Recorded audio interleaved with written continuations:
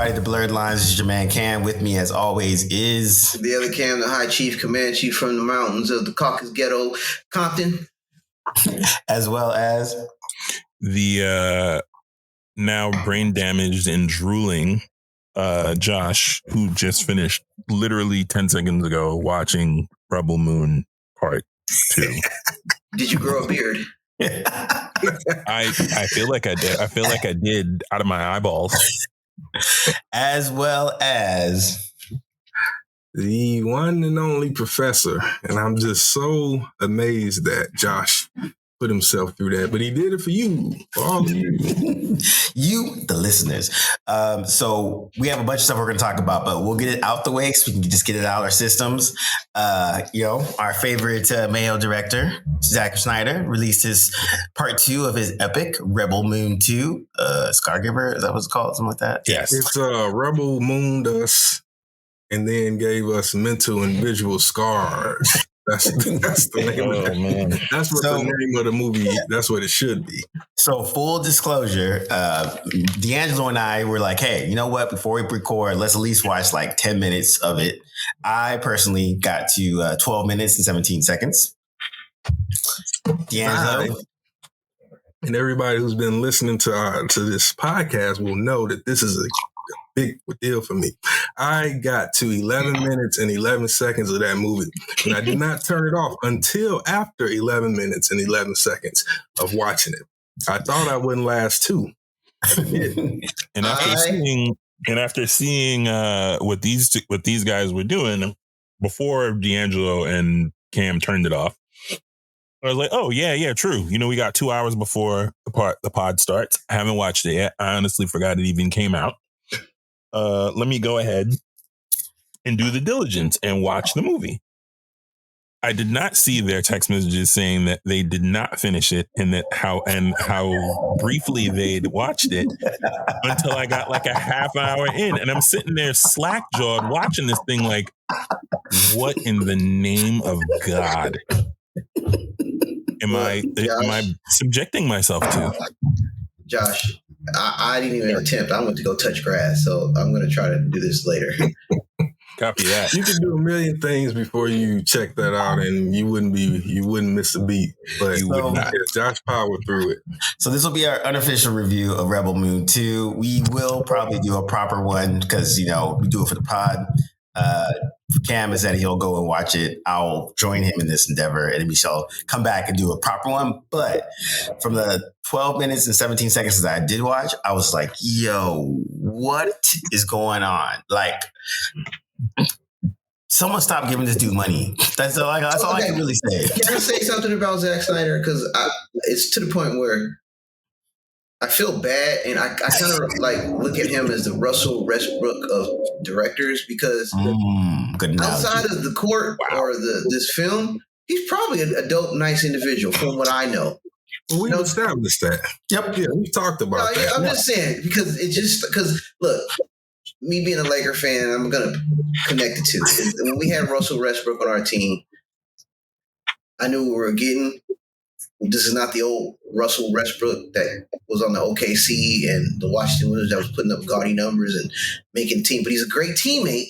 Nothing against him personally as a human, but as a basketball player, he ain't it. And I'm kind of looking at Zack Snyder. I'm like, man, I be feeling bad because I know I've seen all of the clips of everybody just crapping on Rebel Moon, and rightfully so, including myself.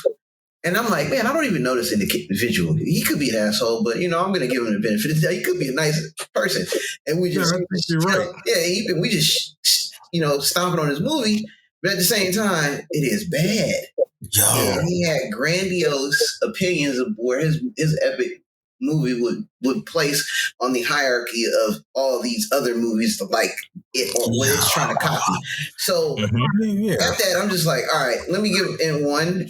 If I did not watch the first one, I wouldn't even give this the time of day. But because I've invested, I always say, I must be a well-informed hater. Indeed. Fair enough. I mean, that's the whole point of reviewing it, is you're giving an informed opinion rather than just, talking out your ass. But I think you're right in that what you pointed out, we can say that is he's clearly someone that inspires people to set aside their pride and be a part of his work. That film opens with a VO narration from Sir Anthony Hopkins. Like, you could say that he pay rent. Yeah, he's paying rent, but at the same time, that's Sir Anthony Hopkins. If he's like, I don't think he has to take that role if he felt like, if Zack Snyder, to your point, if Zack Snyder was an asshole or someone that had, let's say, James Cameron type reputation on top of the fact that his movies suck, I don't think he would have the casting that he's getting, because he gets some pretty good names and some decent people to come and be a part of these, what can only be said are terrible efforts at whatever his creative thought process are. This film would work.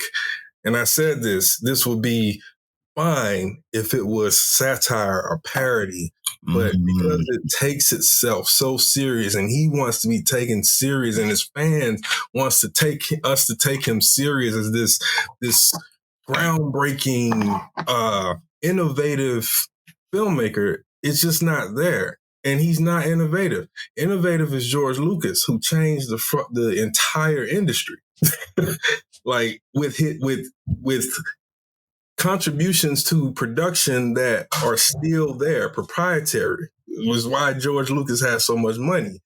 Innovation is James Cameron. I'm not a fan of his, but after Avatar, you got the 3D camera, the cinema. That's innovative. Yeah. Zack Snyder is not that. He stands on the shoulders of those giants and used the tools that they created. Can I add something else? He does it well. Sometimes. I'm talking about the visual stuff. Yeah. Can I add something else to James Cameron? When you're part of his project, it's guaranteed to make some money regardless of how you feel. Yeah. I can't say the same for Zack Snyder. James Cameron is probably the most skilled and in-tuned Hollywood big budget filmmaker outside of Steven Spielberg and George Lucas. And what I mean by that is those guys know how to balance that. They know how to create something that's going to make money. And now they've gotten into a place where their name carries with it that same thing. So, and Nolan is another one. And I would put Nolan above them because his films are actually good. They attempt to be highbrow in terms of, and they still make billions of dollars. And that's a rare thing in, the sort of dead brain audience that usually comes to these popular films. All right. So Josh, you actually watched the full thing. Me and D'Angelo lasted, 11 to 12 minutes. Under 15. And yeah. So, but you actually watched it. So, one man review it. You got the floor. Let me go ahead and mute myself. So enjoy it, brother. You can do it. So I don't know if you guys remember, Cam, you weren't, I don't think we'd met yet, but other Cam, we hadn't met yet. But you guys remember when I went to go see X-Men Apocalypse, and I made a list.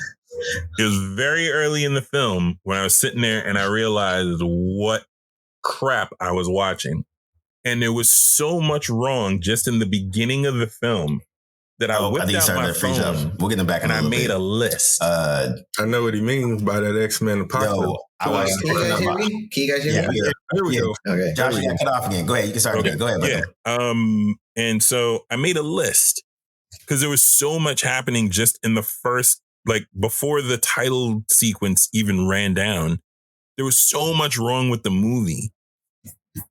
And that I was like, okay, before anybody else goes to see this, because I think D'Angelo, you were waiting on me to say something, and I think somebody, it might have been Ramon, who hadn't seen it yet. was waiting on me. Yeah, because I mentioned to you that I didn't like Days of Future Past that much. So I told you, I wanted to hear your opinion. And so I made a list because there was so much happening. That was so bad. That was so terrible. And this pretty much rubbed me the same way. Like probably around the same time that you guys tapped out was when I grabbed my phone and I was like, I need to make a list because there's so much happening that is so bad. And so, let's see. I'm going to try to give highlights because it's a long list. But let me just show y'all real quick. Scrolling all the things that are wrong with this movie. All of the things. Note the large paragraph that I just passed. I'm scrolling in the camera for these guys so they can see. It looks like a book report. It looks like an essay. I literally like a book report. I can't believe it. It's hard to believe. I feel bad for you. There's a romance between Scargiver chick and the guy who started this whole thing, Gunner, with his idiot farm boy Gunner. Oh, really? I didn't think that was going to happen. They really hid that romance well. Oh yeah, they totally hit it. So nobody gets a backstory until the second movie. Because everybody got a backstory in vast graphic detail. It's at least half the first hour. No joke. Let's see. The frame up of the royal family's assassination was really stupid because it was. They actually give you why she was given the name Scargiver. They show you why she, because I'm going to spoil this because I don't care.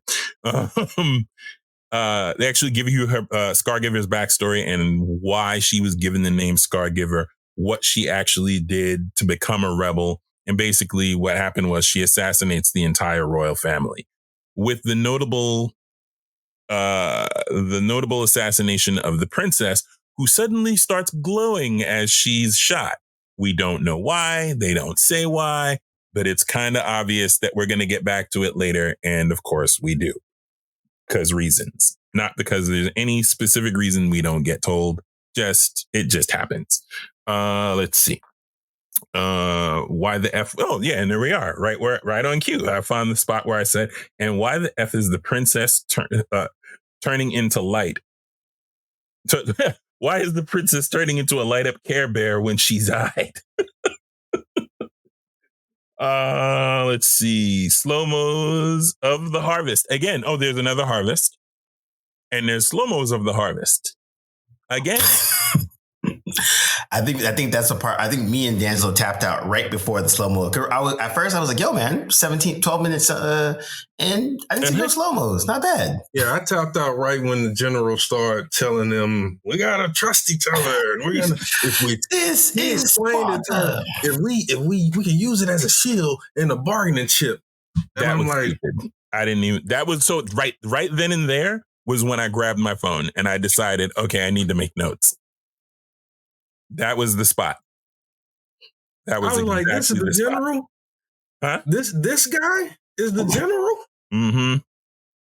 Oh, and remember, when you tapped out right after that, he says, what we're going to do is we're going to harvest all the grain and we're going to use it. Right. We're going to use it as our sword and our shield or whatever crap he says. And so he goes on.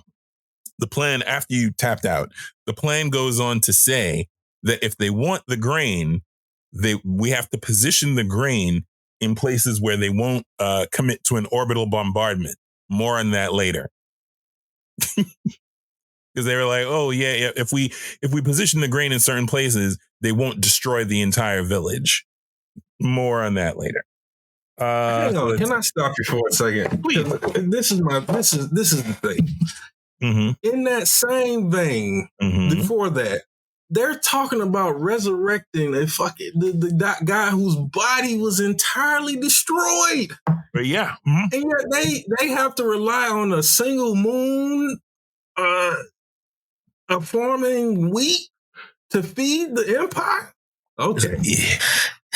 Yeah, I was like, they spent like 10 or 8 minutes being like, oh, we thought he was dead, but now he's alive and he's waking up and blah, blah, blah, blah, blah. And like, yo, she's on this moon. Go to that moon. And like, wait, what? And then the soldier dude that we saw 2 seconds of in the first film, he pops back up out of nowhere doing what? Nothing. And he's delivering and he's reports. just like, yeah, delivering reports. Playing both sides. Yeah, which I'm like, assume that him and the little blonde woman, maybe they hooking up. And yeah, that's they copulating. The whole reason. Yeah. Yep.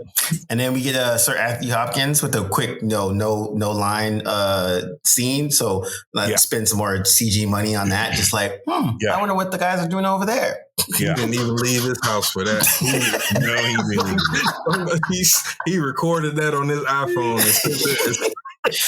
Pay rent money. Netflix. Sorry, Josh. Continue. No, yeah. So let's see. Right. Yep. That was my note. Stupid plan to outsmart the enemy. Check. So instead, right. And so I followed that up with, instead of preparing the people for combat, your plan is to harvest all the stuff that the bad guy wants and then use that so that you can protect the village somehow. Right. Okay. It's literally the low-hanging Paul. It's the stupid version of Paul's plan with the spice. Remember, that was Paul's whole thing. Yep. Was that he who controls a thing, he who can destroy a thing controls the thing. Right. And his whole point was, okay, if the other houses, I'm emperor, and if they want to pop off, I'll destroy this spice, which everybody depends upon. That's what this tried to do. Yes. Because he saw that and was like, ooh. Yes. Very obviously. So, we got the general's backstory. That was one of your things, D'Angelo, for the last one. For the last one, we didn't get, like, he's supposed to be this brilliant general. They still don't explain why he's a brilliant general. They just established that he is in fact a general, and he did have people reporting to him, and he got them all killed. So, well, I can see that. Guy, I mean, that's the guy I want to spend. Get them killed. That's the guy I want to spend the first movie going after, so that he can lead my troops. That guy. Yo, what? Yeah. So, yes. Let's see. Like character and story cutouts, but they're just paper, and you just put them up against a white canvas. That's what that movie is. Oh God! You know what? I'm gonna stop you, Josh. The reason why is because we're gonna do a deep dive, and we have other things to talk about that are actually joyous. Oh, okay. And I think suffice it to say, this was not a satisfying experience. So I should hang on to my notes. Can I add something real quick about the whole backstory detail? I think this is just me going on a limb and assuming. I think Snyder intends this to be much more of a longer story he wants to tell. And I think he just wants because there's totally an out for a third movie at the end of it. So I'm not even going to, I wouldn't even knock Snyder for that because he's slowly peeling back. I mean, I get it, but I'm allowing it because this part I can understand. But for the most part, because we have slow attention, our attention spans are not what they used to be. We want to get to the backstory and understand why. So I totally get that. It's right. That's the right way. No. I'm going to stop you right there because I understand what you're saying, but the way he's doing it is not the right way. Correct. I have to watch it first, but I'm just going by what he's saying. And it just sounds like he's taking his slow ass time trying to reveal all this nuanced backstory about these characters. No idea. I'm saying, in other words, the first one, the first one, nothing is established about these people. And that's my point. You can, like what you're saying, you can spread out the backstory, but you have to establish narrative points, narrative plot building. You have to give us a reason to care about these people. Yes. If there's something in their background that we don't fully privy to, but you drop hints about it. It has to be enough to where we're like, okay, I want to know more about that. And this is where I'll kind of debate you on this. It's the fact that I know it's a 2-part series. If I had no idea, what I'm saying, hold that thought. What I'm saying is, they deliver his backstory, but they don't tell you anything in his backstory. So it's not like, more to come later. It's not more to come later like it was in the first movie where it's blatantly obvious that they were going to give you more of his backstory by the second film. By this point, they're sitting around the table, going around the table. They're like, we have to establish the whole bit about establishing trust. They sit around the table and they go around and they all explain their backstories all in one shot.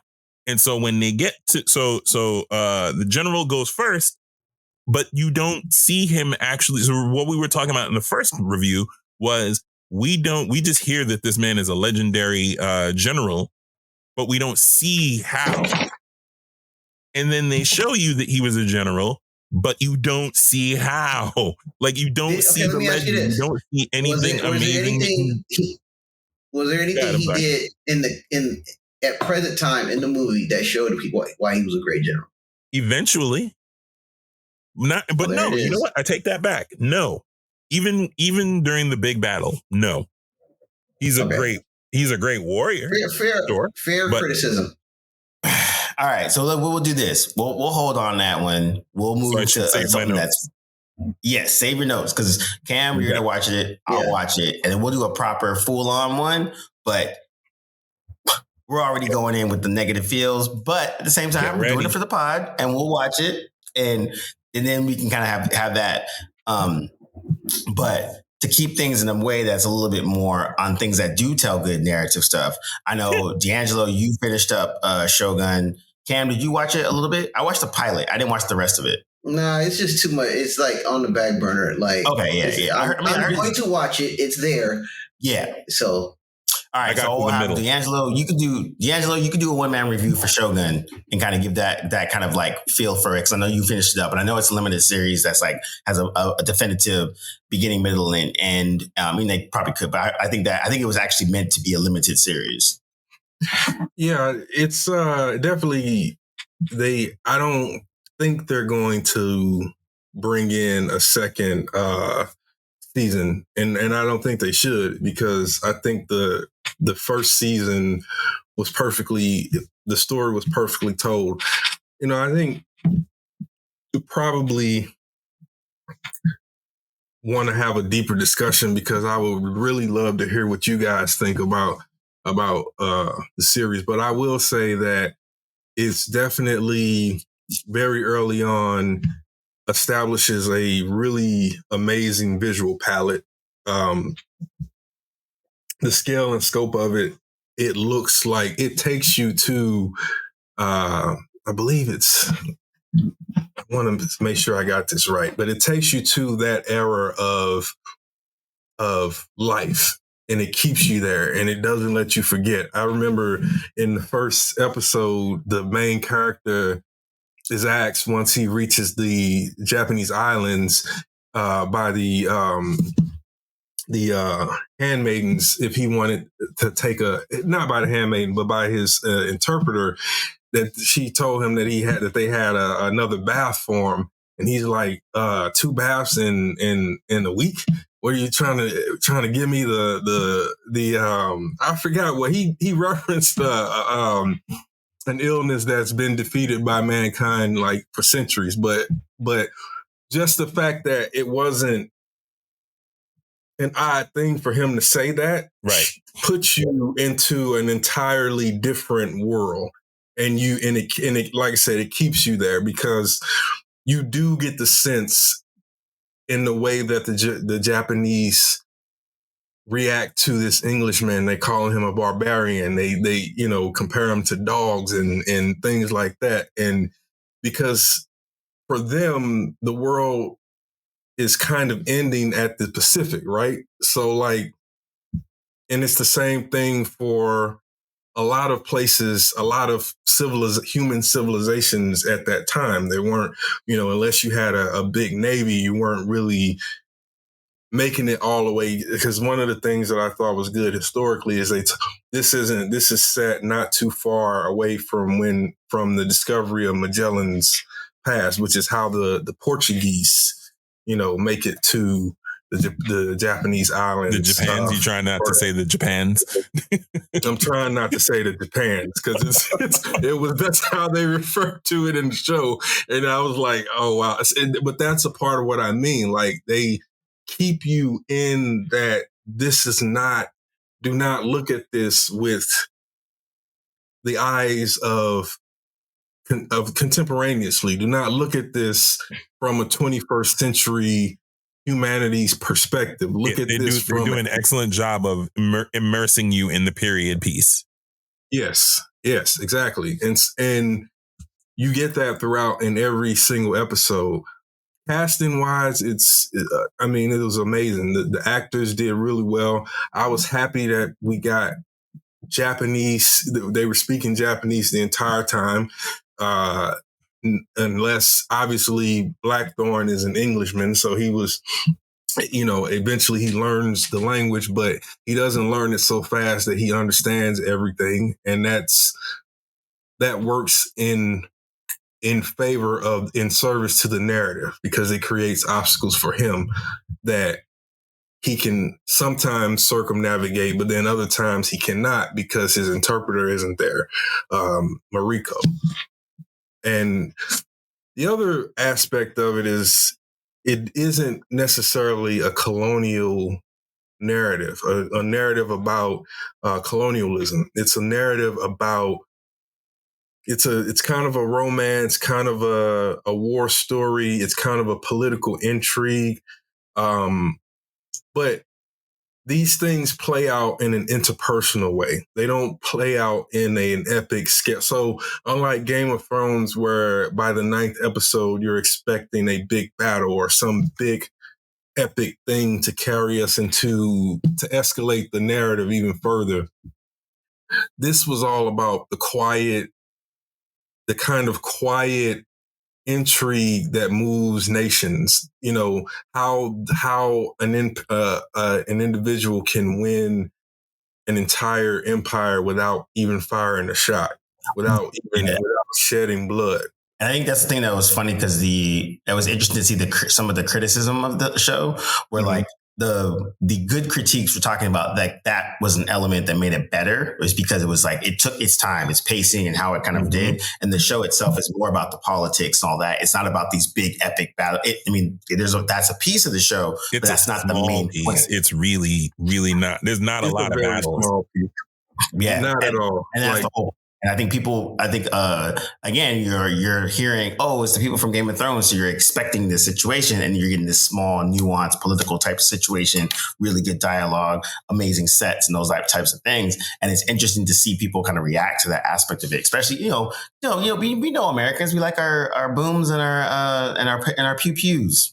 Right. And that was the thing that really got me, is that the finale, the end, the build up, you expect it, because I would say that maybe a person's criticism is, if they wanted to, they can make this criticism that the Chekhov's gun was the constant illusion or march that there was going to be a war between Toranaga's vassals and the Council of Regents. And that happens, but not in the way that people expected or wanted, but I think what people miss is that the entire time, Toranaga was not trying to be shogun in the way that people might expect.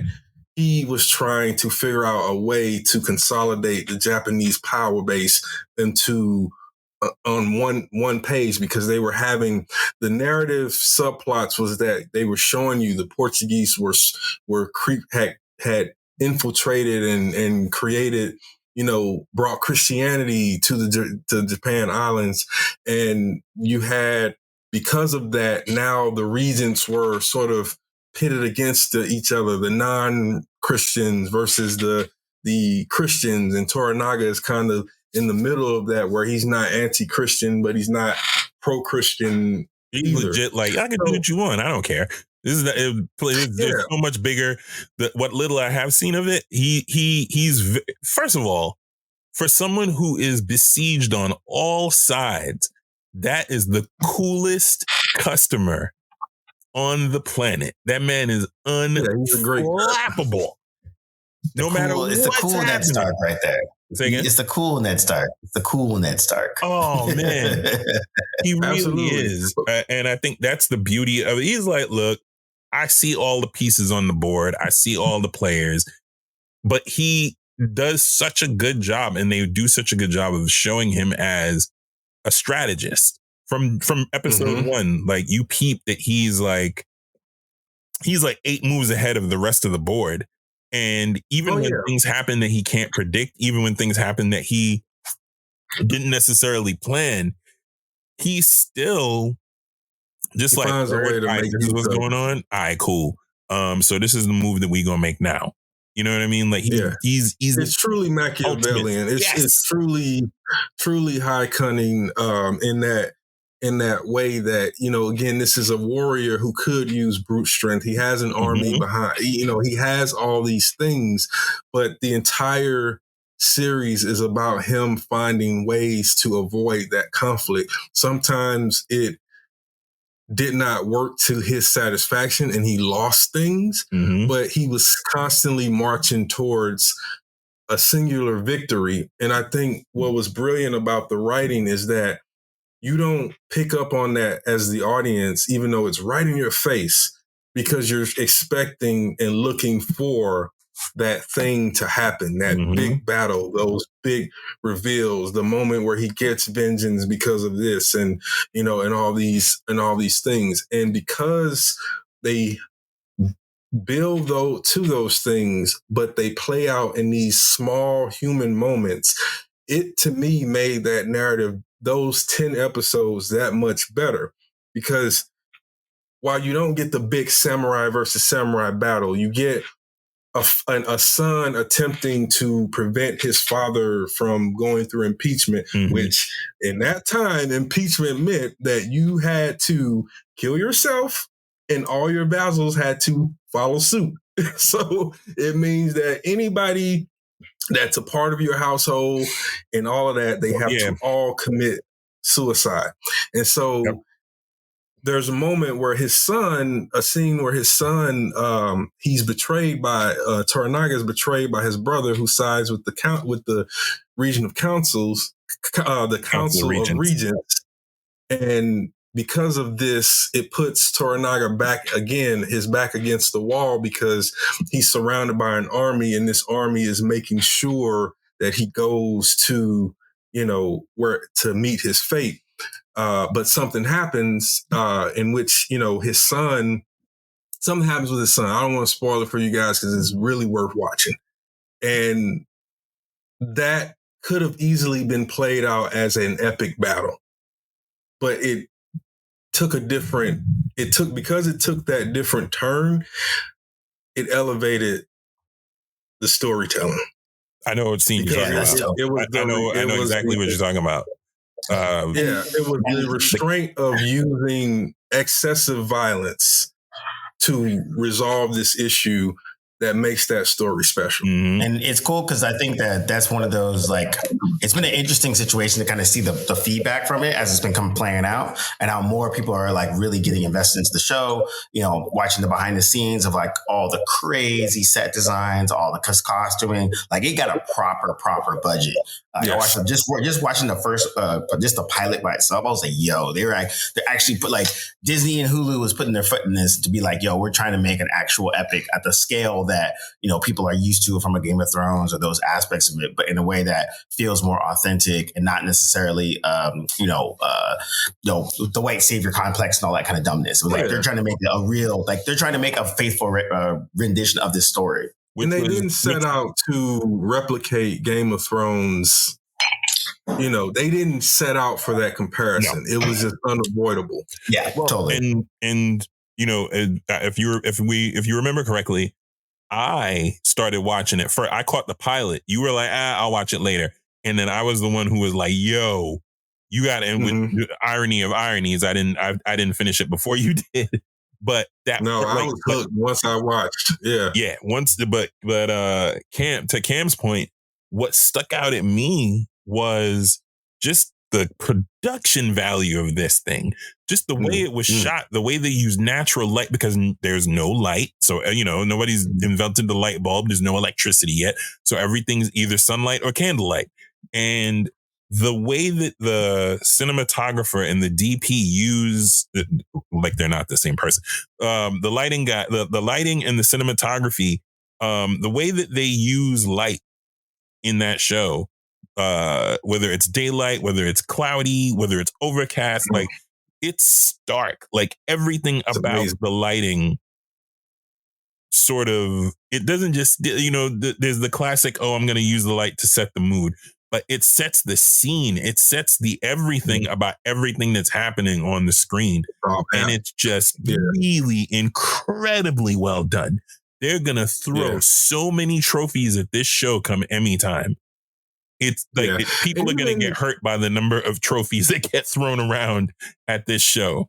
They're going to rack up. It should win a lot. It should rack up. And even the smaller nuanced things, like if you have followed any kind of Japanese culture or history, you will appreciate the small things. I love haiku, and that's one of my favorite styles of poetry and writing, and I love that history. So to see that, to have them play out in the story where haikus were just a part of the social interaction, where a character will go and visit the Lord, and the Lord will start the poem, and then the character will finish it. I was just like, this is or like random, just like before dinner, and be like, you know what? I'm in the mood for a haiku. What you got? And somebody will just rattle one off the dome, and it'll be this beautiful piece that is sort of like foreshadowing for the episode. But because it's a haiku, it's not straightforward. You don't really see the way that it's going to play out. Like, it's not like somebody who, rattles off a poem and it's like, so-and-so ate dinner and then, he became a winner, and then he eats dinner and he becomes a winner. No, it's not that straightforward at all. It's you really, have to pay attention to this. Yes, that's exactly what Can I add something from somebody who has not watched this but will watch this later down the line? You guys talk about this, and all I can think of is replaying Ghost of Tsushima in my head, and I see all the beautiful things about this movie that kind of translates to the game that I played. But this haiku part reminds me distinctively when I watched American Gods. There was this unrelated but very related opening bar, haiku poem, story told. And you're like, what the hell does this have to do with this episode? And then at the end of the episode, you're like, okay, I understand what they were talking about. Well, that's why I love haikus, because it makes a big statement by saying very few words. The pentameter of it is very boom. It's very tight. So a lot of less is more type of situation. Yeah, not just but not just less is more, but it's not blatantly obvious. You have to unpack it, and that's sort of. And if you think about the parallels, that's who Toranaga is in this story. His actions, the things that he's doing, it's like an ongoing. It's like one haiku after the next, after the next, after the next, and it's not until that final moment that you fully understand what he was doing the entire time and why he eventually, what happens. I won't say win or lose, because again, you should watch it. And I think the beauty of like a haiku, Toranaga, like things that play out as Toranaga moves from strategy to strategy, you can't sit there and say, I can predict what's going to happen. You absolutely cannot sit there and watch the show and go, nah, this is a foregone conclusion, or that's going to go that way. In very much the same way a haiku unfolds. Like, you don't know how, if the first stanza of a haiku you will not be able to tell me how it's going to end. Yeah, no, that's dope.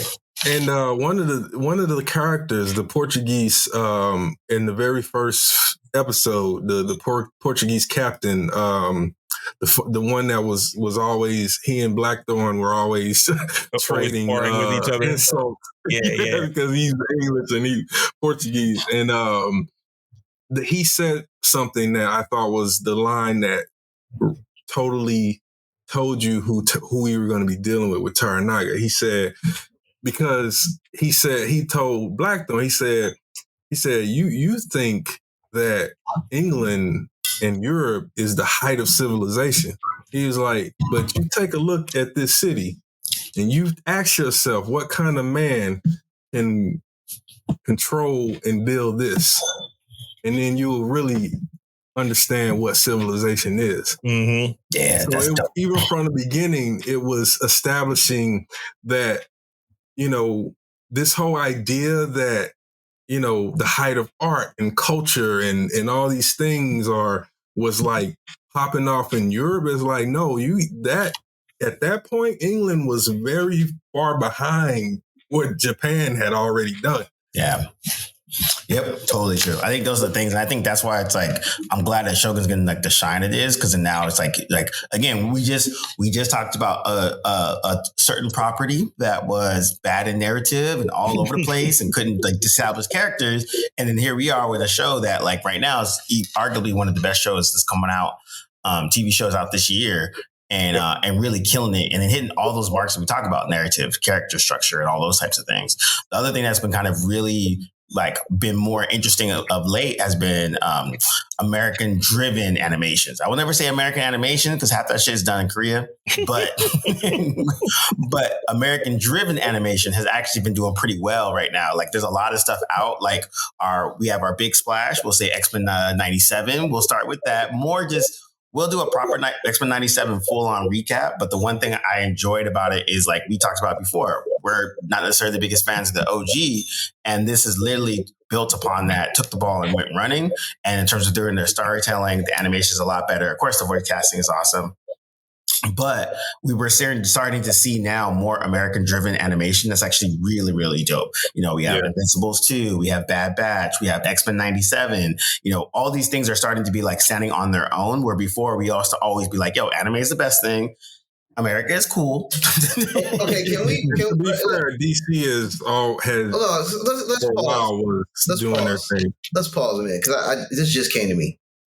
American animation has not been bad in its whole, because there are a lot of things I've watched, especially DC. I've championed DC animation for a long time. Yep. Sure. Then you do have things like Bad Batch. You do have things like the recent X-Men 90s. There are a lot of things in American animation. If it's true American animation, I don't know the nuance and history about it. I'm just saying, what we consider American animation has been really good, actually. Yes. Yeah, I would say that's why I say American led in terms of the storytelling and that aspect. Yeah, it comes from American business. Yeah, and but we all know. What Cam was saying though was broad spectrum in the history of American animation. Yeah, if you include it from at least from our childhood, our collective childhoods, me being the eldest, from the 70s on to today, it hasn't all been that great. And that's why Japanese animation took hold the way that it did, because there was this gap in American animation, whether it was either dope storytelling and the animation's bad, or animation's bad and there's bad storytelling. You rarely got both. I'll say this. And we're talking about right now. Yeah. And I think that's what advancing to now, you're getting that a lot. You're getting a lot more quality in terms of quality and quantity in terms of good animation and good story. The Japanese animation has a lot of quality and it has a lot of shit quantity. Oh yeah, it definitely does. Yes. So there's an influx of like just not great animation. Yeah, their output is radically different from their output. Just the economy that exists to push out the number of anime movies and TV series that exist dwarfs what America and I would has. say Like, there's DC not right now. a huge I would say in the last economy. say, There's not like 5 an to 10 actual, years is the only thing that's been really holding it down in terms of like, we're big fans of like, budget that sort of sits out Young there. Justice and all the movies that's been coming out and all that. But I think right now in this like last 4 to 5 months with, like I said, X-Men 97 has been coming out, Invincible, Bad Batch, like all these things are starting to come out pretty good. Let's take a step back. What do we consider Rick and Morty? Because that's good, actually. That's American. And so that's why I wanted to say, like, Bob Berkeley, that's good. I think you have to look at it in terms of impact, in terms of the business side, the creative, the storytelling. All of those things are now clicking in America, where in the past and in popularity, there was a time where you would say anime or animation or cartoon, and a person of a certain age would just write it off. Like, no, I'm not watching that because but now you have an Invincible that is a mature, adult driven. The audience of the Invincible is us and people our age, probably a little older, a little younger as well. But that's not what American animation as a business, as a product, that's not where it was. And so, like you said, even stuff like Harley Quinn that kind of broke out and was a hit for DC HBO Max and stuff. HBO Max or whatever, Rick and Morty, Bad Batch, Rebels before that. Like I'll even put in I'll put in like Family Guy. Simpsons is always still around, but I think again we have these like one-off instances, whereas like for a time you just had Bob's Burger, Family Guy, Simpsons, and then Rick and Morty. Boom. Then that built a certain culture, and that's how South Park, like the comedy, the parody, the satire, all of those where Simpsons was the sort of beginning of that. Then you had the South Parks of the world, your Beavis and Buttheads and all of that Let's stuff. not forget Animaniacs, man. Like Steven Universe as well. And Freakazoid. Animaniacs. Yeah, Freakazoid, Steven Universe, the Batman series. DC's been holding it down for a long time. Because you could argue that DC produced, and people do argue, DC animation produced one of the greatest superhero films of all time, and Batman Mask of the Fantastic. Yeah, 100%. And that was in the early 90s. So, nobody would argue that. I certainly wouldn't. Yeah. And so that's why I said I'm specifically looking at this as like a new golden age or a new renaissance, because I think you can't deny the rapid back-to-back success of these animated series. HBO is getting in on the game now. Scavenger's Reign was bloody amazing. Even Superman, that Man of Tomorrow is kind of... It was not bad, People are like...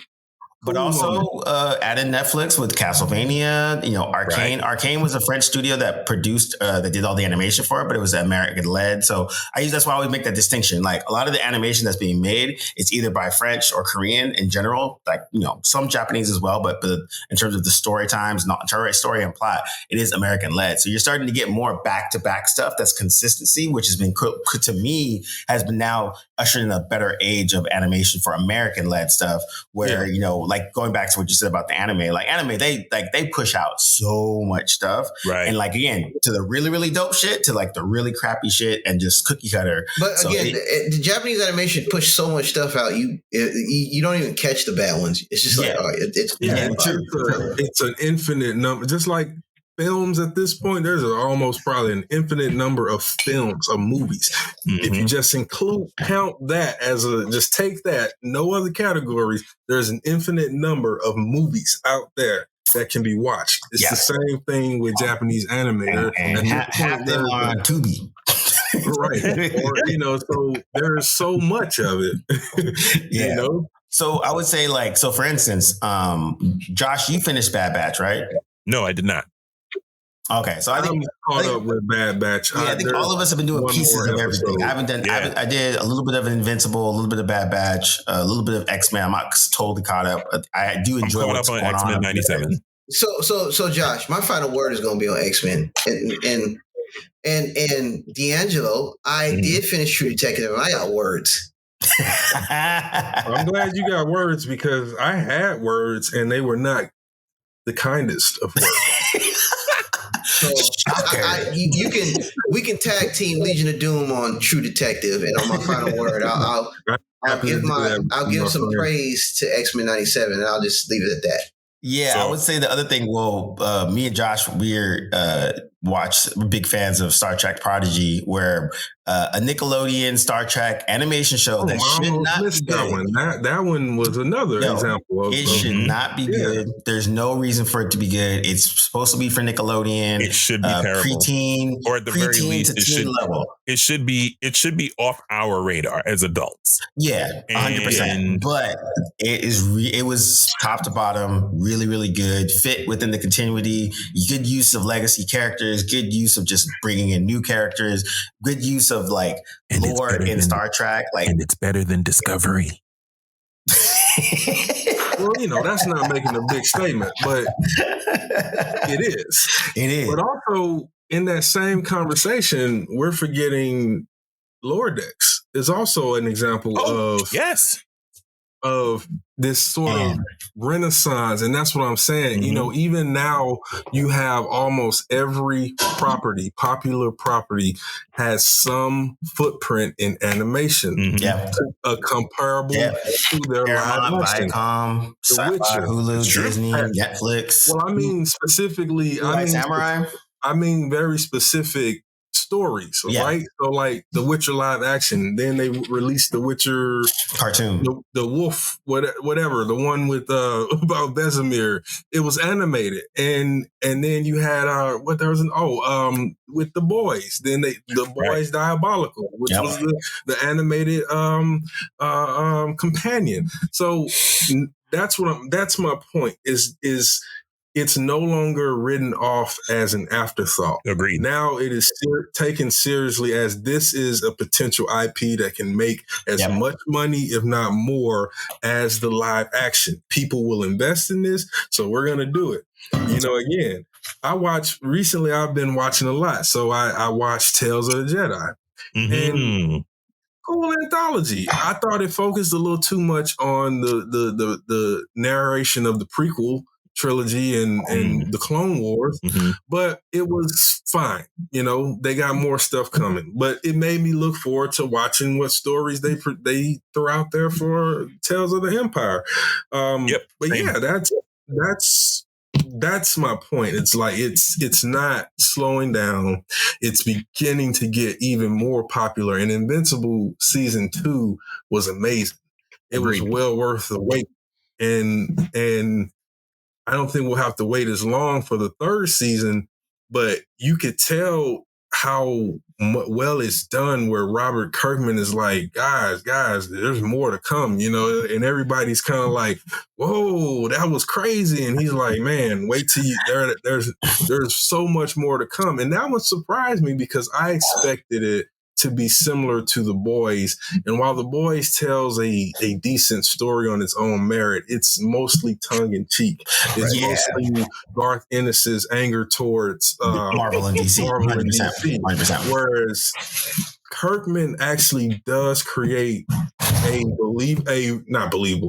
great mythology that kind of stands on its own and has that satirical sort of making, because Omni-Man is obviously Superman. Mark his suit looks like one of John Kent's suit, a combination of Jonathan Kent and Spider-Man. And so we know that Kirkman, where he's drawing it from, but he's telling his own story, and that's what I love about it. He hooked us in with the whole, these are the Justice League sort of copies, and then I love that he killed them all instantly, and then after that, you get a totally original but subversive take on.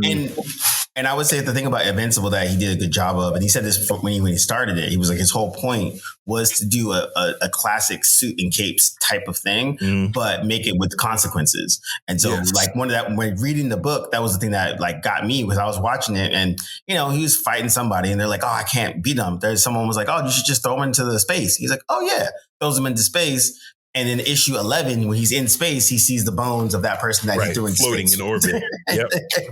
Yeah. I mean, and the show kind of does something similar to that this season, where you know Mark finally lets loose on the main antagonist of the season, and that impacts him.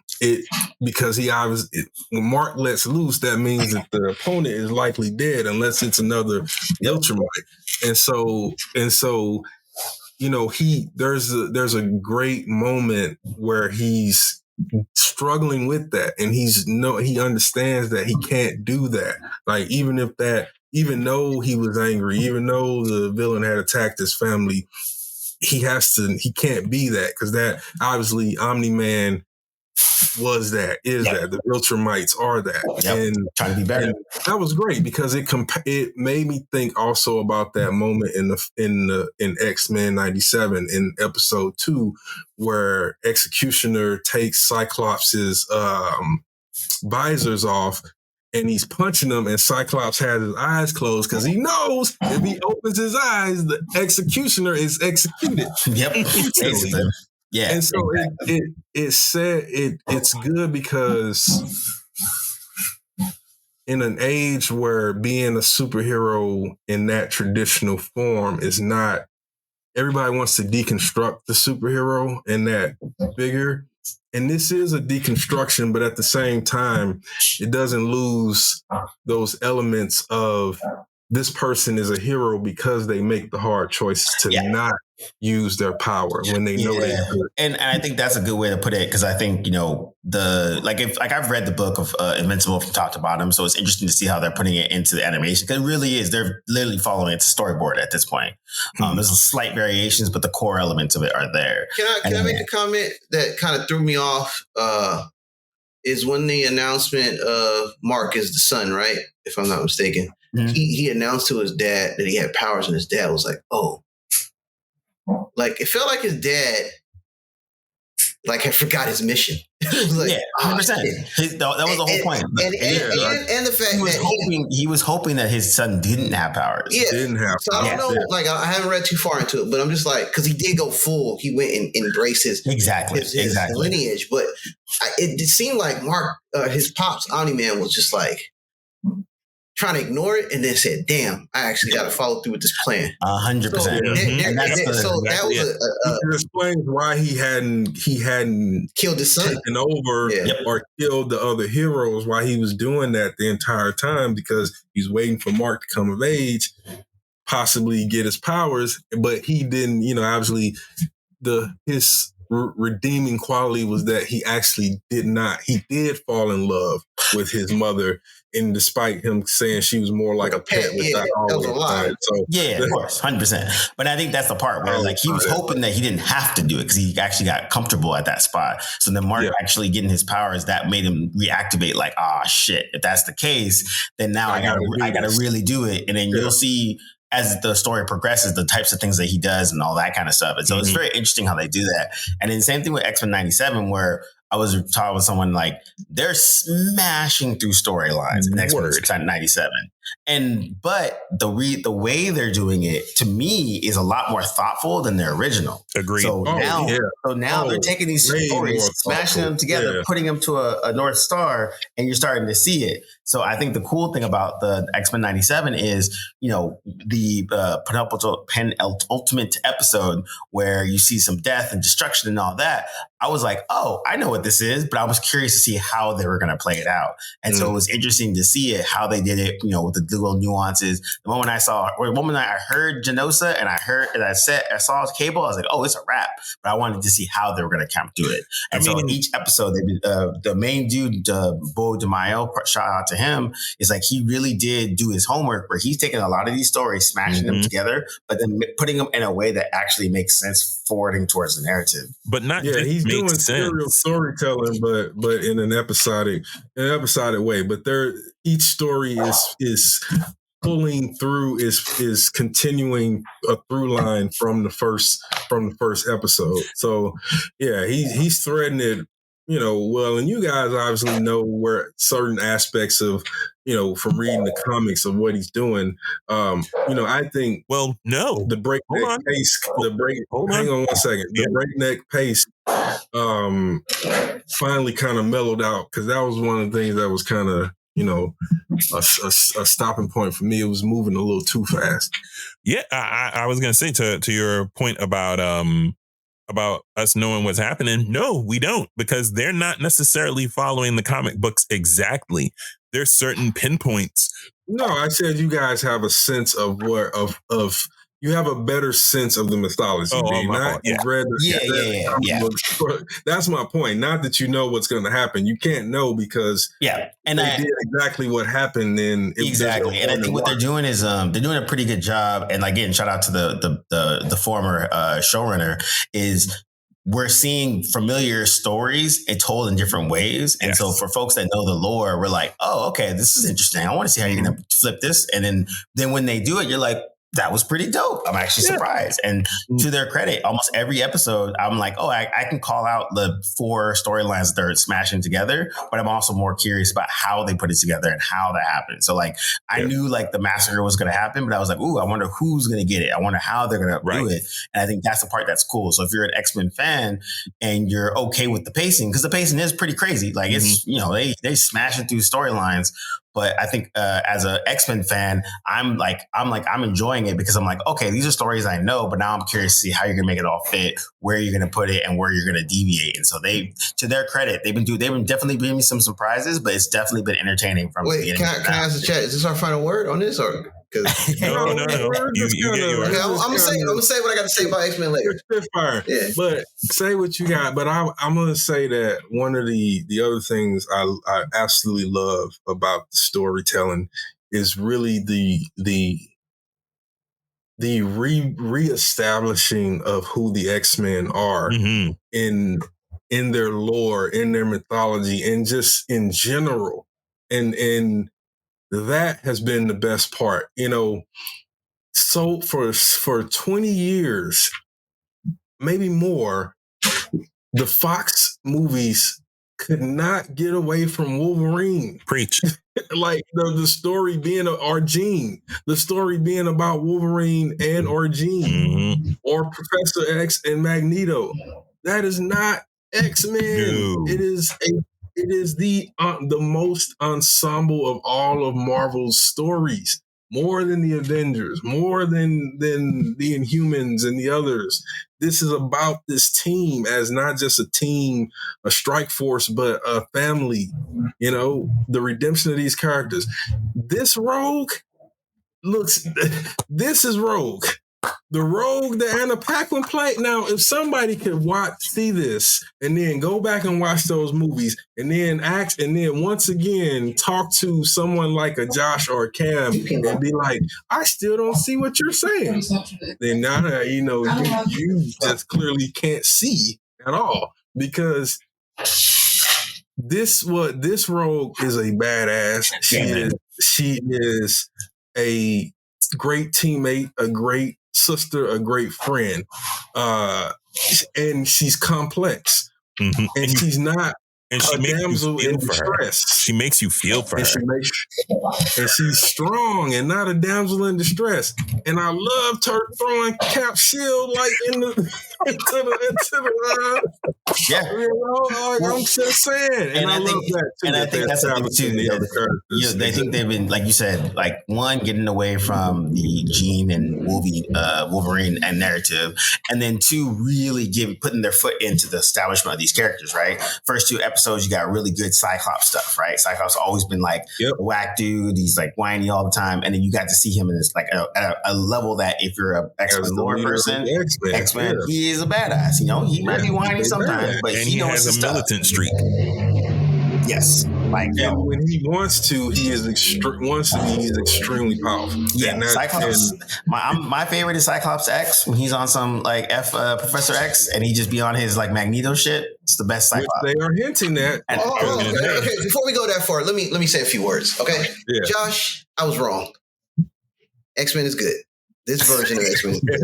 Okay, yeah, this version. You weren't wrong about the original. So look. They continued the storyline in a sense where, one, we didn't have to go backwards. It's not a retelling of X-Men, obviously. Two, I wasn't going to jump on ship after 2 episodes. You got to earn my trust. And I said, give me 5. And you and OG Table of Truth member Pope came back and said, you can watch this and feel safe and say this is actually a good show. I watched it up to episode 5, and boy, let me tell you, I was not ready for that episode. And nobody was. Nobody was. And it was brilliantly done. It was done almost in the pacing of a live action series where you had this constant build and this red herring of things. And you obviously, again, you know that something's going to go wrong. It's just the conventions of storytelling, right? You know that there's going to be something that happens, but you don't know what, how, when, the who. Yeah. And they pick up where you got all these different things playing out. Malin and Scott are still in each other's heads, and Jean finds out, and there's tension between those two. And so let me bow tie my quick thought.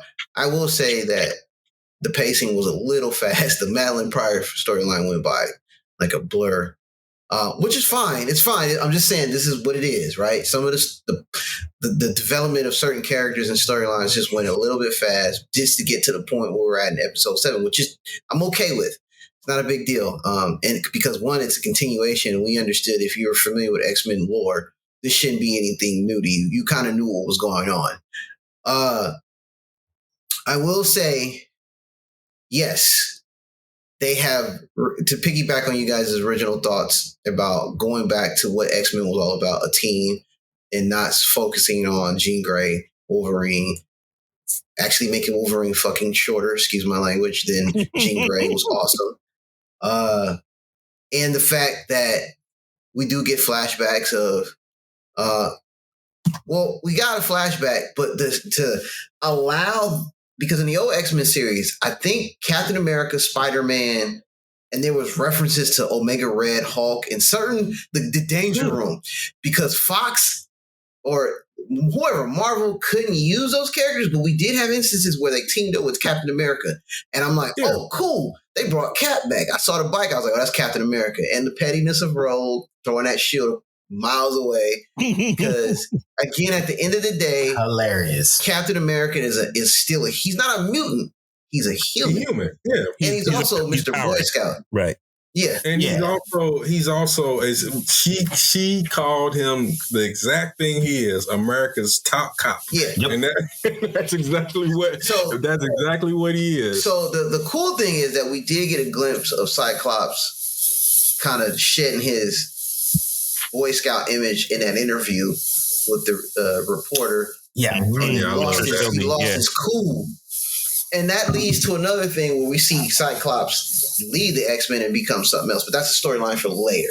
Sure. Yeah. So, but there was a big reveal of who the main antagonist is, and which I'm not surprised. And there was hints of that throughout the episode. Because I was like, oh, he was in this episode. He was literally in the room. And my opinion...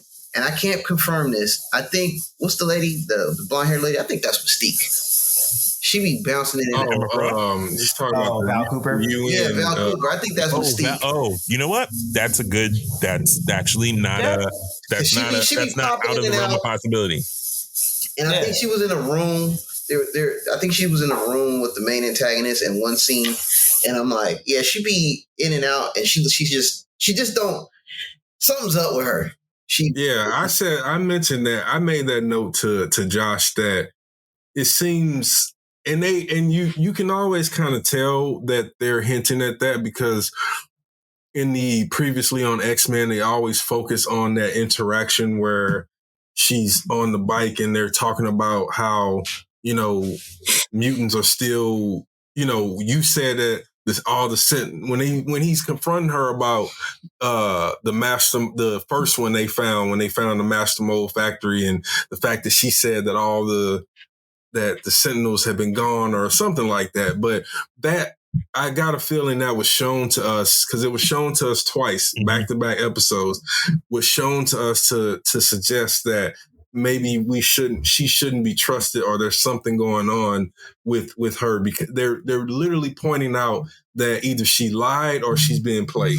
Also, the fact that maybe with the exception of one, I think the opening credits gives you a glimpse of what potentially might happen. They change every time. They change every time. So yeah.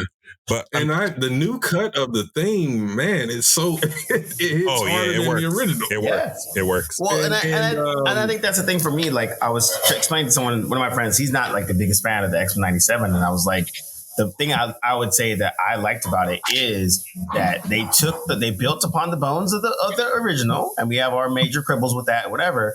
But they did a good job of using that as a base and then actually fixing a lot of the things that we had quibbles about, right? Better narrative, stronger character development. That aspect of it, dialogue is way better. Voice casting is cool, of course. The intro song is awesome. But I think they actually really started to make a solid product. And so I think that's the thing where I'm like, yo, this has been really good. And they did a lot of things that you want. You want the hype and you want conversation about your show. And every time every episode drops, what happens? Everyone's like, yo, have you seen what happened? And blah, blah, blah, blah, and this and that. And so they're doing all the things you need to be doing for a show, especially for a property that, right now, Marvel has been taking some L's in this past year and a half, maybe 2, maybe 3, almost 4 years. And so this is like one thing specifically Marvel in a serial form that's actually like a good thing, right? Because this proves what I've said, which is the direction is the X-Men and the Fantastic Four for the MCU. Everything else, I don't care about. Like this is and Blade. The other stuff that's like a continuation from other things, don't care. This is where it needs. This was a breath of fresh air. So, ironically, my take on this is, I mean, aside from all the other praise that we've heaped on it, the thing that they're nailing the most is the essence of what makes the characters and the property X-Men tick. They are, I mean, it basically is pulling, at least to my mind, it's pulling really well. It's pulling really well from the Chris Claremont era of books. The high point of Chris Claremont being and Chris Claremont was the writer that you guys have always cited as being like sort of, that's like outside of Whedon's astonishing arc and some other ones, he's like the top guy, right? Because I've heard you guys talk about Claremont. Yeah, Claremont is the guy. He wrote it from, I want to say 79 till 91, some craziness like that. So his footprint is massive. You don't have Chris Claremont, you don't have modern day X-Men. It's as simple as that. So when Whedon was after that, then right? Whedon was way after that. Whedon was 2000s. Yeah. Okay. But yeah, they nail the little things that are either inspired by or takeoffs on how Claremont used to write the book, and how artists who worked with Claremont would frame up certain things visually. Like the prime example would be the Genosha attack. And, you know, everybody shot. First of all, they did a phenomenal job of not just making it one of those things where like bad guy attacks, good guy spring into action. There was shock for like the first few minutes. Confusion. Everyone's sitting around watching what's happening. Like, I don't believe these people actually sent a giant sentinel to blow up this this island. And so the Godzilla Sentinel, as Remy would say, not just any Sentinel, like a 3-headed Master Mold Sentinel, for crying out loud. But then once they spring into action, it's how they frame up a lot of the action. You get a lot of Magneto moments. You get Rogue and Gambit fighting side by side. Gambit's on a motorcycle, Rogue is flying next to him. The way they frame those things up, the way that they, even in the first episode where they frame up the fight between the Sentinels and the X-Men, the way that they engage in teamwork is a very unique thing unto that team itself. You don't have any other team that does things that sort of engages in combat the way that they do. Like for example, when Gambit and Wolverine's claws, So like one of the things that Claremont never did, saw that in the movies. One of the things they did really well is like, you know, Claremont. So the reason why everyone always says Claremont, he did a 16-year stint on X-Men. He essentially he invented the New Mutants and Mystique as well, the Shi'ar, Brood, Loki the Little Dragon, Rogue, Psylocke, and Sabretooth, and Sebastian Shaw, Donald Pierce, like the I think it was the Mutant Liberation Front, like all these different characters and all these different. So he created the Hellfire Club as well. Mm-hmm. So he created the big footprint of X-Men lore. When he bounced, it kind of went on his own way. It didn't really lose its way. It was just basically building upon that, and then it lost its way for like a good 5 years. Yeah, it kind of went, And then when Whedon came in, he kind of got back to the essence of what is good about X-Men. And that's what kind of set another path of it alone. That was a good run to a certain point. And then prior to this Krakoa era in the comics anyways, it was about 10 years of just like mush, because a lot of people that were on X-Men just didn't want to be there. Like, I'm just getting paid to do it. And so they're just putting these really ham-fisted stories. And when I was at Marvel, we were always trying to figure out what's a good story in the last 10 years that we could hang on. I could not name you one. Maybe a legacy story, which became part of the show, but that's kind of it. Yeah, pretty much. Whedon, the legacy story, and that's about it. So can I add something about this X-Men real quick? I still appreciate how X-Men still gives an underlying reference to real world issues, like being a mutant is like coming out, the discrimination factor, the hate groups, the terrorist groups. Like, they treat the X-Men as terrorists, but in reality, the people that's hating on them, what is that clique that really hates mutants? that's I know what you're talking about. What are they called? I don't know, but basically it's one of the humans ones. Yeah. So I can always I was going to say which one. The one where what's his name? Executioner's part of. Yeah. It's like one of the human situations. And so you're right that one of the things that Claremont kind of established is he kind of took the X-Men and put them in real world situations. So if these mutants were in this real world, this is how it react, right? They are essentially like, that's why people always draw those parallels with like minorities and like those types of things within X-Men and mutants in like the world that they inhabit. And I want to get back to one more quick point before my bad, D'Angelo.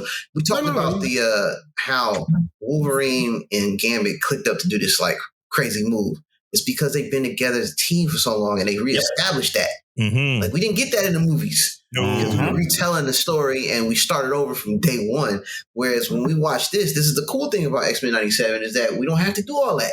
We understand they know each other's moves. They got like combos. Right. They've been in the danger room together. They're a team. And they look like a team. Yes. And it looks like they've been training with each other, as opposed to between X-Men and X2, we get in there and Wolverine got to save everybody because can't nobody fight. Yeah, pretty much. And I think that's the thing that I like, that it was at first when I heard that they're going to do X-Men 97, I was kind of like, I don't know if this is going to be good. But what they did was they started it, about a year after the final of the last one, and kind of established like, yo, we know each other. We've been to this situation. So they have a established lore. So they drop you right in. So everyone has a nostalgia tip. We know, okay, we have a vague memory of whatever happened in X-Men, whatever. The new people can kind of be like, oh, I kind of know who the X-Men are. And then now they establish a certain level and we can keep moving it from there. Okay, and that helps a lot. Let me say this too. X-Men is the reason why I didn't know who the hell the Avengers were and didn't care about no Avengers.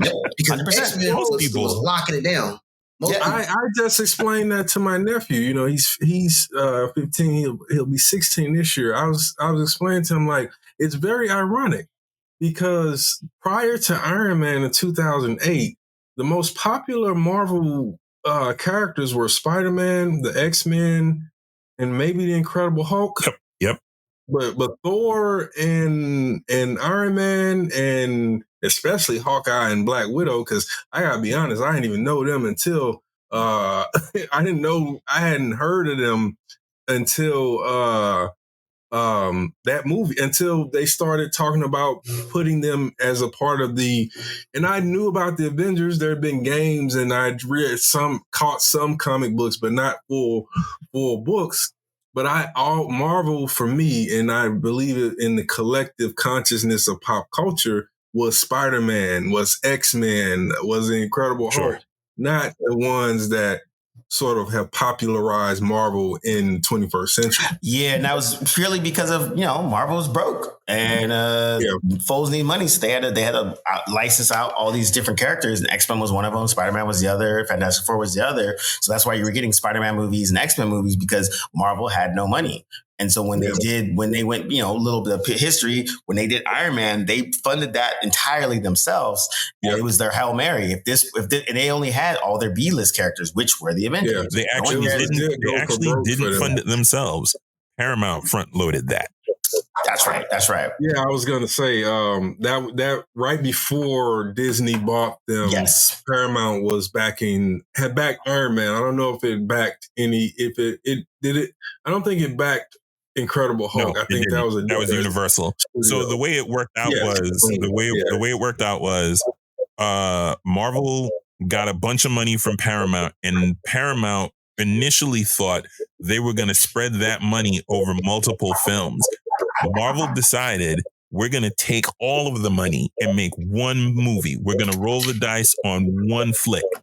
And Iron Man was the one. Yeah. And it was a big roll of the dice because you got to remember that was the reestablishing of Robert Downey Jr. after all of the things that he had gone through. That was his first big major big budget leading role. And he got no money for that movie. That was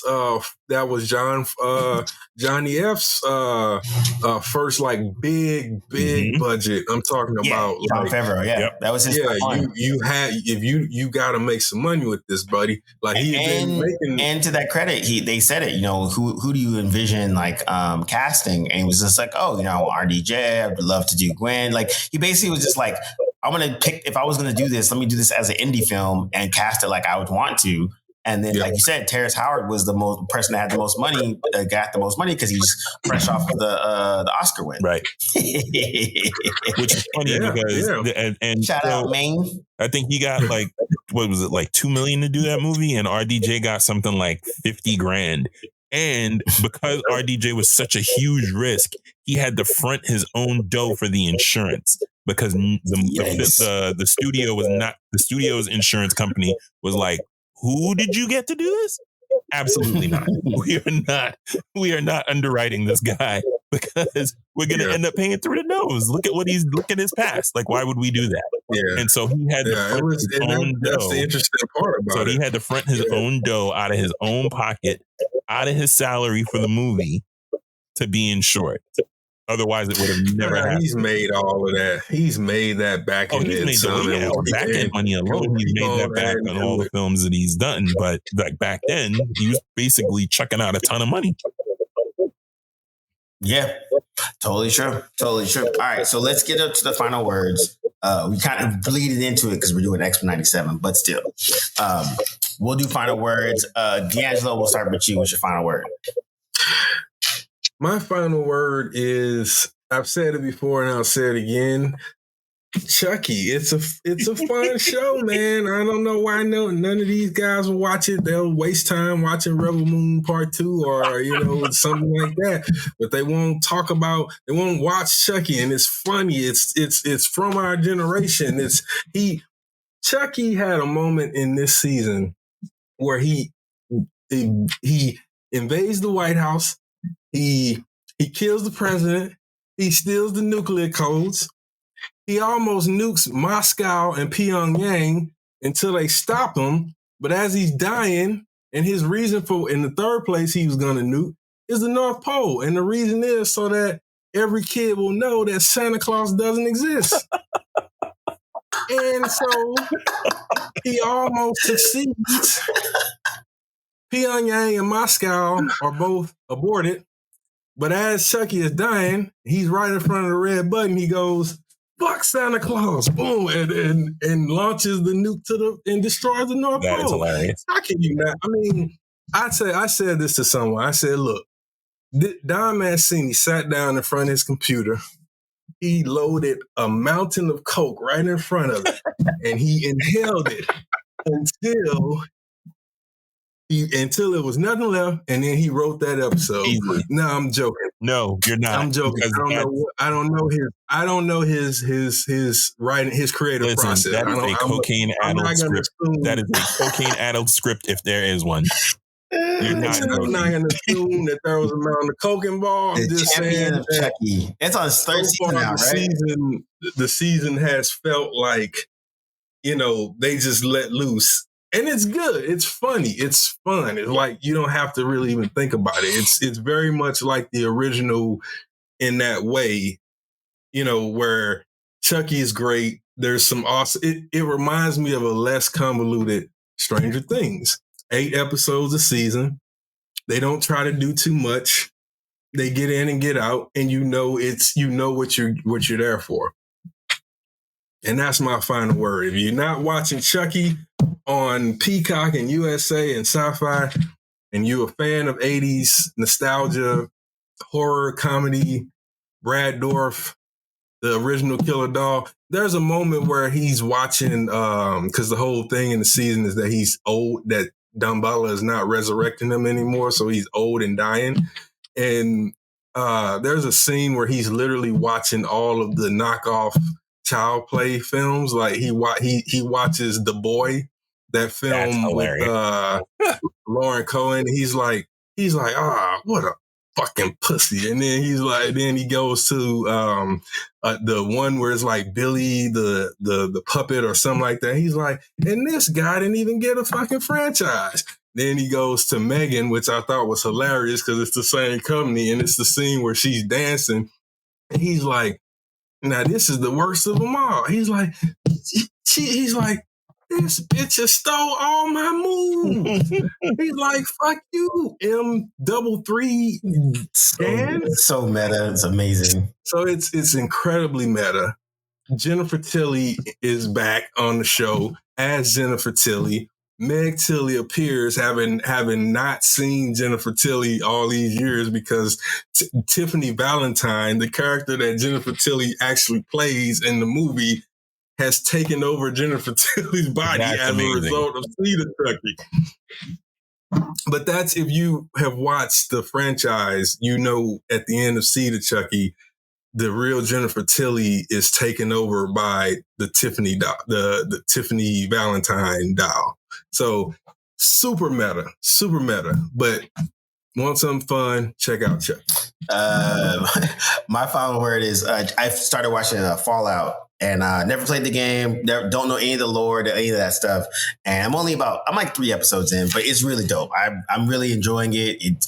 I like that it's subverting the video game curse that we all seen on other video game adaptations. But it's one of those shows where like you you're watching it and it makes you want to seek out the source material. So, you know, I went It's really good. and I watched one of the, you know, YouTube breakdowns, like, here's all the vaults and blah, blah, blah, blah. And I was like, yo, this lore is really interesting, super cool. I like what they're doing. You know, it was funny because I know Fallout 76 got a bad rap. It was like really not a good game, super microtransactions and all that kind of stuff. But like now, look, like listening to like, you know, the fans' reaction to Fallout, plus like how they've been, I guess even Fallout 4, if Fallout 76 got a bunch of like DLCs and an overhaul and all that kind of stuff. But either way, I just really enjoy it. It's like good sci-fi. It's fun, good twist on the apocalypse kind of situation, well casted and everything else. I'm like looking forward to finishing it up. Josh? So doubling back to X-Men 97 real quick, and probably not going to make the same point that Cam is going to make when he hits his final word about it. But I always said, watching all the different incarnations of X-Men inspired me to write my own outline. If I ever got the chance to pitch it, I would pitch it. This is better than what I wrote. But what's funny is, so it's better than what I had written, but X-Men from the time that I had written it to now has not been better than anything that I wrote. I got to tell you that the show is making me go back and look at what I wrote and making me want to be like, all right, I'm gonna have to level up now, because this is apparently not gonna cut the mustard. That's how good this show is. As someone who hated the movies, as someone who hated the original animated series, has gotten into lengthy, several day long debates with friends over who seem to love the Fox animated series for reasons I can't fathom, and now I question all of their taste. It's that good. But I'm not surprised, because I always had this idea in my head that when Marvel got the rights back, this is what they would do with it. This is the level that they would carry it to. This is the level of storytelling that the franchise is capable of, that I guess people just really had slept on and didn't really know because they hadn't read the books. We know, me and Cam are still reading X-Men books to this day, from childhood. So, you know, we know, and we know intimately. But yeah, it's heartwarming. To get to my final word now, it's just really heartwarming to see it live up to its potential. And this isn't even its full potential. This is, in my opinion, the bare minimum of what they're capable of. And it may sound like hyperbole when I say bare minimum, as good as it is, but this is the bare minimum. There's so much more story to tell. There's so much better that it can get. And the fact that they've reset the floor is heartwarming, because it can only go as good as this is. There's so much more room, and it can only go up from here. Rant ended. Nice. I wanted to add to Cam's comment. Fallout, I actually did watch all of the episodes, and I finished it. And I agree with everything you said. It's definitely a fun show. I plan on rewatching it again, because I couldn't stop watching it. And it's rare that happens, where I get invested. The mythology hooked me in the world. And so I was like, wow, this is good.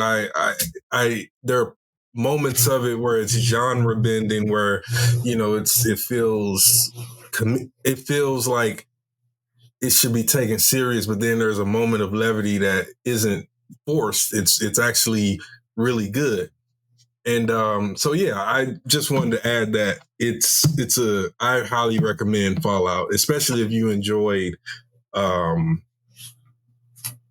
think The Last of Us is a different kind of storytelling, but they're in the same post-apocalyptic video game realm.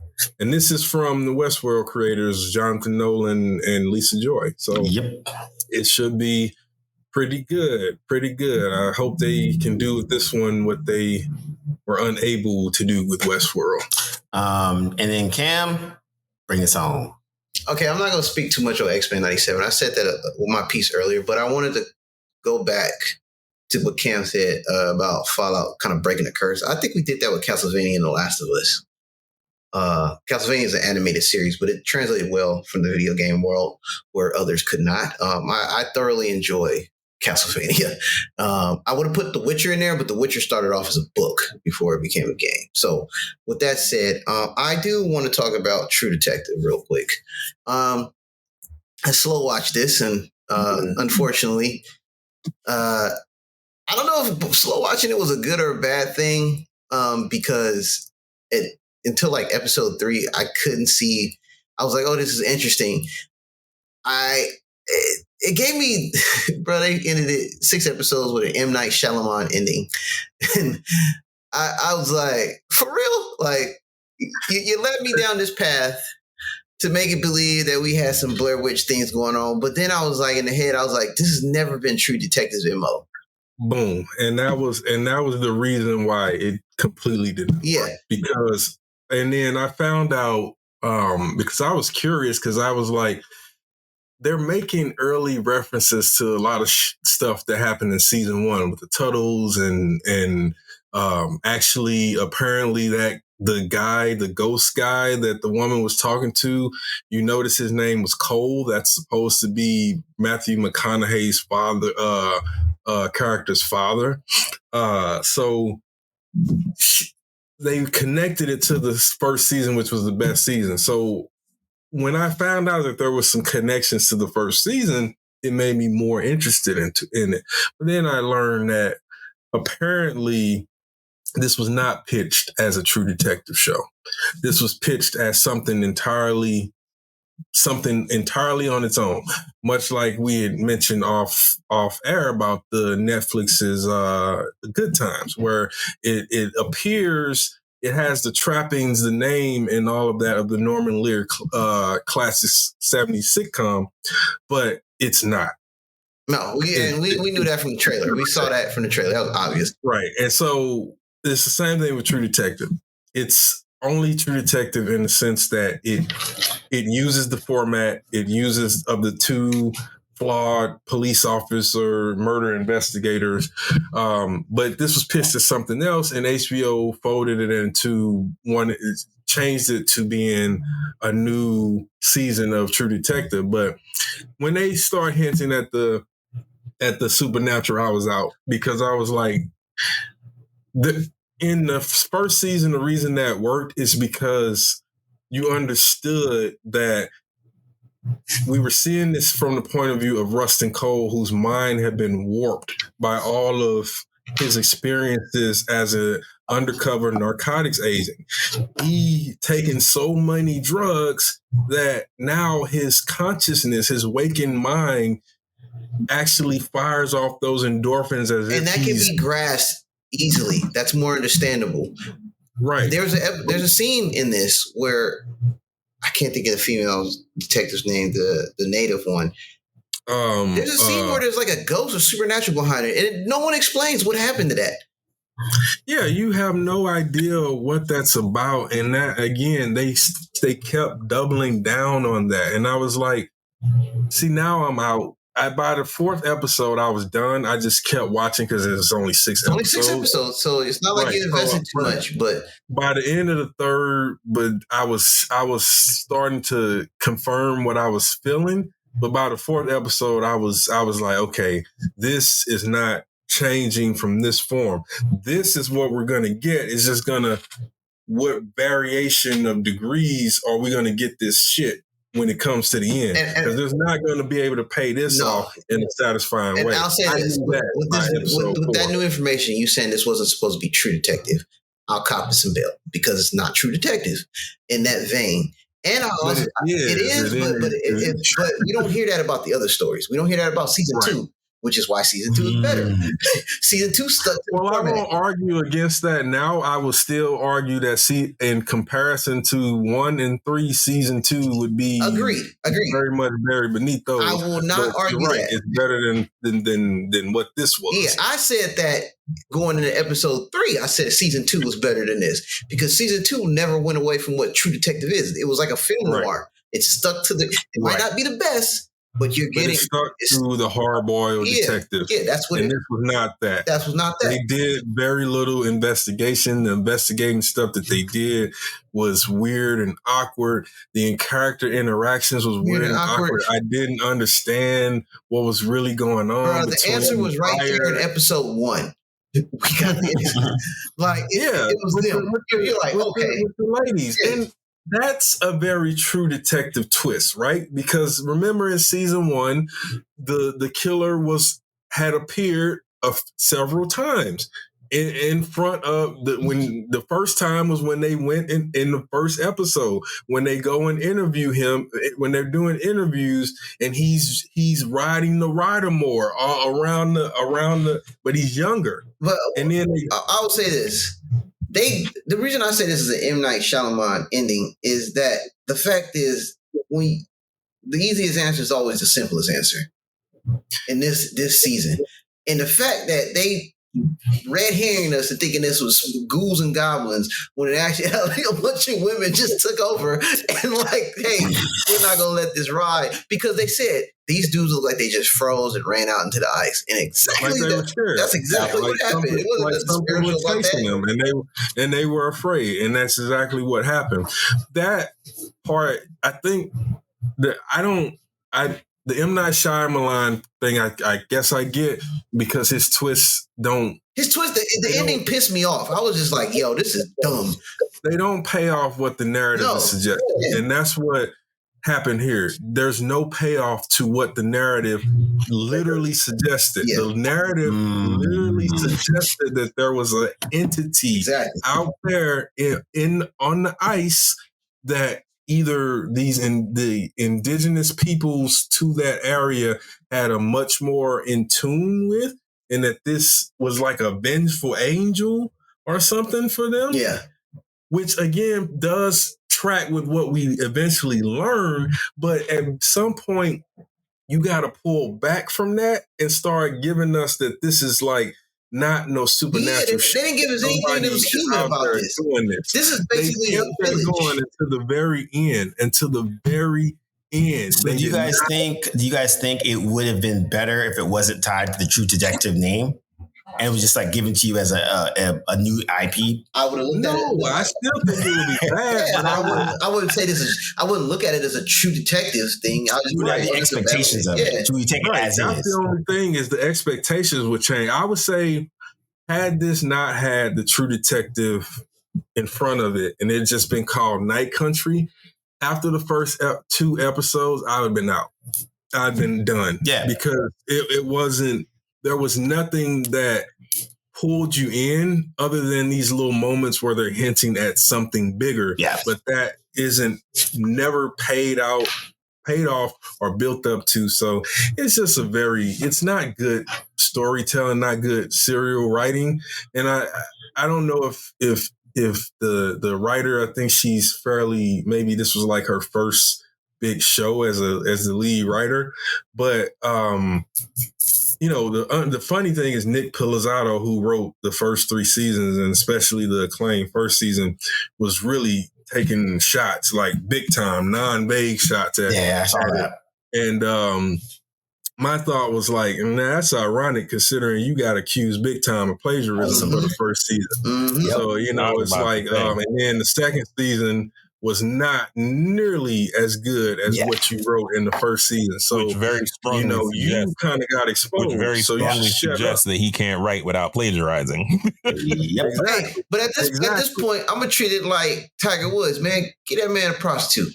Because we can get the old Tiger Woods back. So get this man something to copy. He needs to get back to his old self. Get back to his old self and get that good writing. I don't care where you got it from. You had a good story in season 1.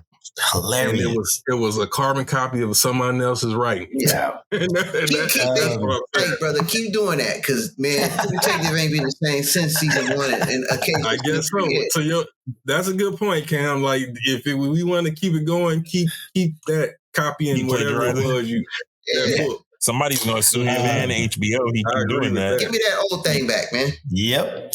I agree. All right. Well, this has been Blerdlines. Thanks for rocking with us and what we're watching up currently. We will come back with a proper Rebel Moon 2 review, as well as X-Men 97 when it wraps. And so